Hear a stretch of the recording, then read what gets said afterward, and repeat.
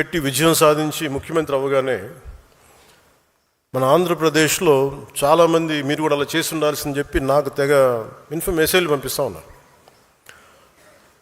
ఊళ్ళో పెళ్ళికి ఏదో హడావుడి ఉంటారు కదా,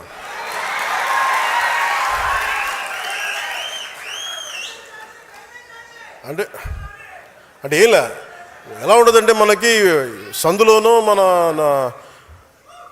ఒక పెళ్లి జరుగుతూ ఉంటే మన ఊళ్ళో చిన్నపిల్లలు పరిగెడుతూ ఉంటారు అటు ఇటు, వాళ్ళ ఇంట్లో పెళ్ళి అనుకున్నట్టుగా. అరే ఆంధ్రప్రదేశ్ పరిస్థితులు వేరు. సరే వీళ్ళు చెప్పినట్టుగానే మనం కూర్చొని 2019 నిలబడ్డాం. ఎక్కడ పెట్టారు? 2 చోట్ల ఓడించారు కదా. పోనీ ఎవరైనా నిలబడ్డారు ఆ రోజున నాయకులు అంటే అందరూ పారిపోయారు కదా. సో అందుకని కంపారిజన్ పెట్టకండి. నిజంగా నేను పదవే నాకు ప్రధానం అనుకుంటప్పుడు 2008లోనే యూత్ వింగ్ కాదు ఎంపీగానే పోటీ చేశాను.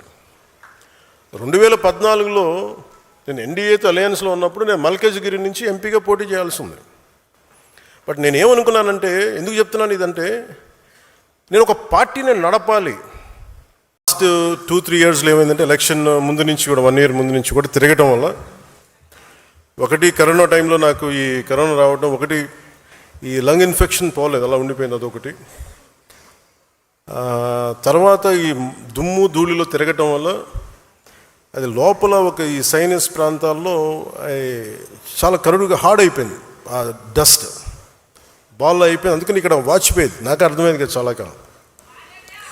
ఆ తర్వాత ఇంకా ఒక సైడ్ ఒక రోజు సడన్గా ఈ ఎడ్జ్ మన ఏమంటుందని ఎక్స్టెండెడ్ విజన్ కనిపించలేదు ఒకరోజు. సో అందుకని అన్ని ప్రోగ్రామ్స్ మన అంజుబాబు గారి భీమవరంలో ప్రోగ్రామ్ ఉన్నా కానీ క్యాన్సిల్ చేసి హైదరాబాద్ తిరిగి రావడానికి దాదాపు 1 నెల పట్టింది రావడానికి. అలాగే మిగతా వచ్చాం కదా అని చెప్పి ఏంటంటే ఇబ్బందులు ఉన్నాయి అన్నీ చేయించుకుంటే ఈ 2 భుజాల మధ్య కూడా టేర్ వచ్చేస్తుంది.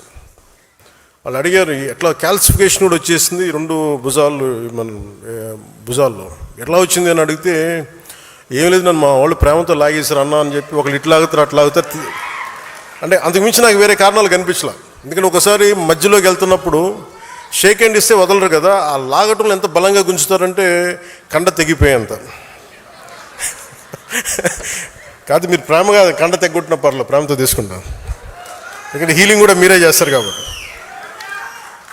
సో ఫర్దర్గా అన్నీ బాగానే ఉన్నాయి. కానీ అలాగే చాలా సందర్భాల్లో కొంచెం వేరంటేరు ఉంటుంది కదా, ఇన్ని జీవితంతో బతికిన తర్వాత ఆ స్పైనల్ ఇష్యూస్ ఉన్నాయి, కంప్రెషన్స్ ఉన్నాయి, ఒక 10 to 11 కంప్రెషన్స్ ఉన్నాయి, డిస్కంప్రెషన్స్.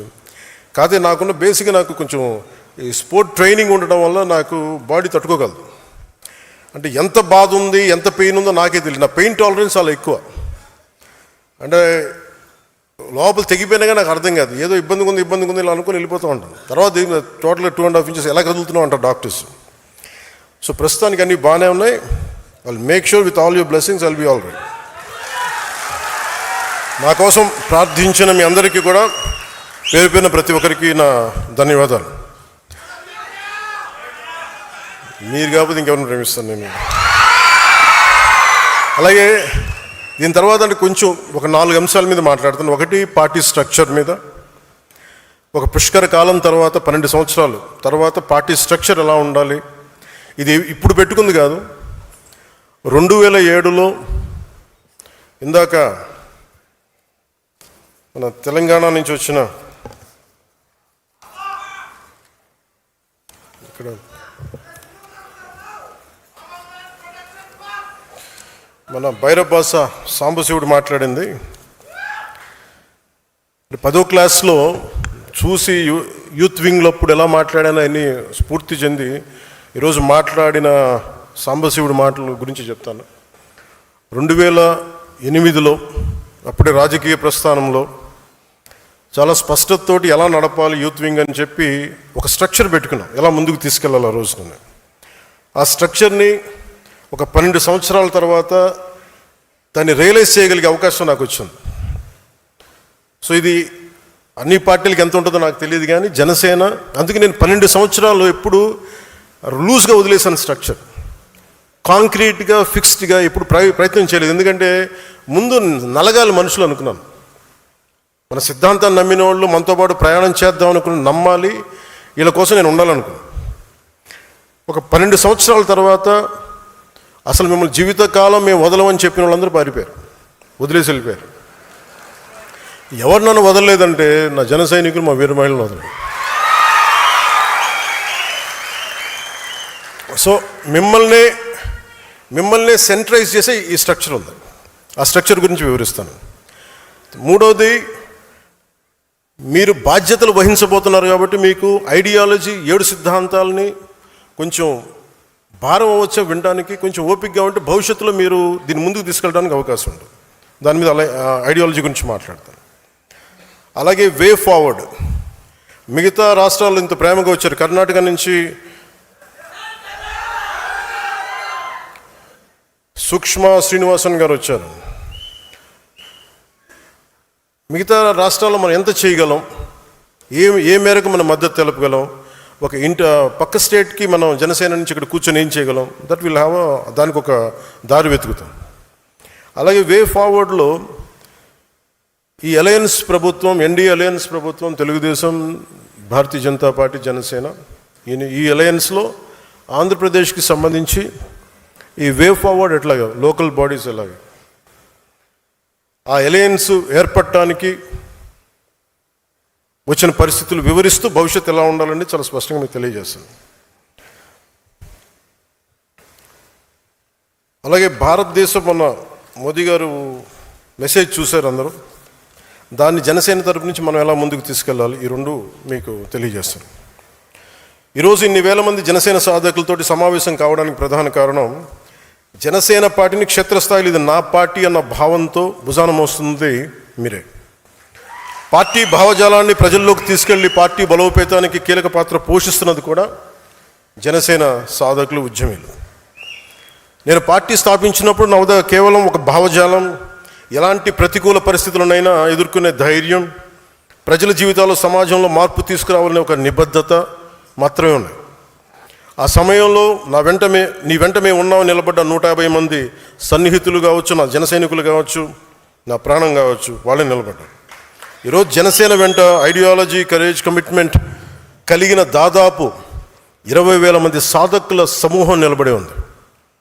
దాదాపు 21.5 లక్షల పైగా జన సైనికులు, వీర మహిళల్ని ఉద్యమ సభ్యులుగా చేర్చి ఒక్కడిగా ప్రారంభమైన జనసేనని ఈ రోజున 21.5 lakhsతో బలమైన జన సైన్యంగా తీర్చిదిద్దడంలో మీ పాత్ర చాలా కీలకం. కేవలం ఆంధ్రప్రదేశ్, తెలంగాణనే కాకుండా తమిళనాడు, కర్ణాటక, కేరళ, మహారాష్ట్ర, ఒరిస్సా, ఉత్తరప్రదేశ్ రాష్ట్రాల నుండి కూడా దాదాపు 10,000 మంది పైగా ఉద్యమి సభ్యత్వం తీసుకున్నారు. జనసేన భావజాలం ఒక్క తెలుగు రాష్ట్రాలకి పరిమితం కాదు, మనది జాతీయ సమగ్రత, జాతీయ భావాలున్న పార్టీ. అందుకే ప్రతి ప్రాంతం నుండి మనకి ఆదరణ లభిస్తుంది. ఒక వ్యక్తికి పార్టీ సభ్యత్వం ఇచ్చి అతన్ని పార్టీ భావజాలం వైపు ఆకర్షించాలంటే ముందుగా మీలో బలమైన నాయకత్వపు లక్షణాలు ఉండాలి. మీలో ఆ లక్షణాలు ఉన్నాయి కాబట్టి ఈరోజు జనసేన పార్టీ కేవలం నాయకత్వంపై ఆధారపడకుండా సంస్థాగతమైన బలమైన జన సైనిక సమూహంతో ఎదిగే పార్టీగా అవతరించింది. అందుకే మిమ్మల్ని సాధకని పిలవాలని నిర్ణయించుకున్నాను. ఏదైనా ఒక కార్యాన్ని చిత్తశుద్ధితోటి, అంకిత భావంతో, లక్ష్యంతో సాధించేవారే సాధకులు.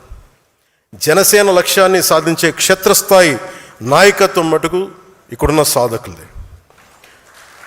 నేను ప్రతిసారి ఒకటే మాట నిలబడి చెప్తా ఉంటాను, 1 man's courage makes a majority. ఈరోజు మీరు ఆ మాట నిజం చేసి చూపించారు. తేనెటీగల సమూహం కలిసి ఒక తేనెతిట్టుని నిర్మించినట్టే జనసేన సాధకులు, క్షేత్రస్థాయి నాయకులు కలిపి జనసేన పార్టీ నిర్మాణంలో ఒక కీలక ఘట్టాన్ని పూర్తి చేశారు. మొన్న వైజాగ్లో జరిగిన సేనతో సేనాని సమావేశంలో ఒక జన సైనికుడు మాట్లాడుతూ, మా ఊరికి నేనే పవన్ కళ్యాణ్, ప్రతి సమస్యకి నీ దాకా రానన్నయ్య అని చెప్పినప్పుడు ఇది నేను కోరుకున్న పార్టీ నిర్మాణం అనిపించింది. విజయనగరంలో హుస్సేన్ అని ఒక ముస్లిం యువ జన సైనికుడు కార్పొరేటర్గా పోటీ చేశాడు. ఓడిపోయినా సరే అక్కడ ప్రజా సమస్యల పరిష్కారానికి కార్పొరేటర్ కంటే ఎక్కువగా కృషి చేస్తూ ప్రతి మంగళవారం ఒక సమస్యను అధికారుల దృష్టికి తీసుకెళ్లి పరిష్కరిస్తున్నాడు. అందుకే అతన్ని మంగళవారం హుస్సేన్ అంటారు. హుస్సేన్ లాంటి పోరాట స్ఫూర్తి ఉన్న వ్యక్తికి ఒక ఆయుధం ఇస్తే ఇంకా బలంగా పోరాడతాడు. ఆ ఆయుధమే జనసేన. ఇలాంటి వ్యక్తుల్ని నేను కోరుకుంటా ఉన్నాను. అలాగే తెలంగాణ నుంచి నల్లమల చెంచుపెంటకు చెందిన శివాని 18 ఏళ్ళ యువకుడు కావచ్చు. అరకు పాడేరు ప్రాంతంలో నక్సలైట్ అవుదాం అనుకున్న ఒక బాబురావు కావచ్చు, వీరికి రేపటిపై నమ్మకం కల్పించింది జనసేన. అది పర్టికులర్లీ వల్నరబుల్ ట్రైబ్ గ్రూప్ చెందిన వర్ణానికి చెందిన బాబురావు ఈరోజు నక్సలిజం ఆలోచనలు వదిలి ప్రజాస్వామ్య వ్యవస్థపై నమ్మకం పెట్టుకొని జనసేన తరపున వార్డు మెంబర్గా గెలిచి ఉప సర్పంచ్గా ఎదిగాడు. ఇలా నన్ను కదిలించే సక్సెస్ స్టోరీస్ చాలా ఉన్నాయి. జనసేన అనేది ఒక రోజులో పుట్టింది కాదు, ఒక 25 ఏళ్లుగా నాలో రగులిన ఒక ఆలోచనలకి ప్రతిరూపం. నేను ఏ స్థాయి నాయకుడిని అవ్వాలని ఆస్తి జనసేన పార్టీ పెట్టలా, ఒక ముఖ్యమంత్రి అయిపోవచ్చు అన్న ఆలోచనతో పెట్టలా. ఒక పార్టీని పెడితే ఎంత సమాజంలో ఎంత మార్పు తీసుకురాగలం. చిక్బళ్ళాపూర్కి చెందిన ఒక ఆడబిడ్డ వచ్చి నాకు అవినీతి పైన పోరాటం చేయాలని, నాకు నువ్వు ఆయుధం అవ్వన్నా, నువ్వు ప్లాట్ఫామ్ ఇవ్వంటే నేను అలాంటి వాళ్ళ కోసం పెట్టాను పార్టీ. కొత్త తరహా నాయకత్వాన్ని ఎలా నిర్మించగలను అన్న తపన జనసేనకి పునాది. ఒక్కడిగా ప్రారంభమైన జనసేన 100% విజయం సాధించిందంటే కారణం ఉమ్మడి పోరాటం. ఇది నా వల్ల సాధ్యం అవ్వలేదు. నా మీద నమ్మకంతో నాతో నడిచిన మీ అందరికీ ఈ విజయాల్లో నేనెంత భాగస్వామ్యం నాకుందో మీకు అంతే సమాన భాగస్వామ్యం.